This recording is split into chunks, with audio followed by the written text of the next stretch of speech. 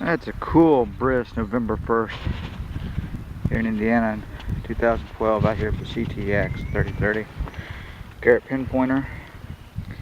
Second target turns out to be a silver plated something, not sure what.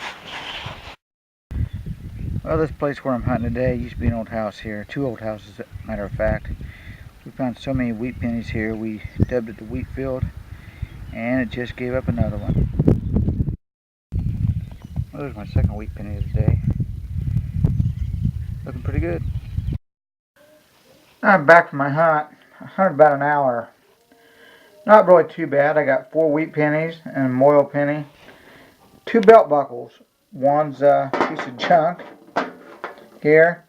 The other one's also junk, but at least it has a D on it in front. And on the back, it does say silver plated. Rang up like a quarter. Thought I had something good. But as you can see, it's junk. But 4 wheat pennies ranging from 38 to 59. And 1 moil cent. Thanks for watching. Happy hunting.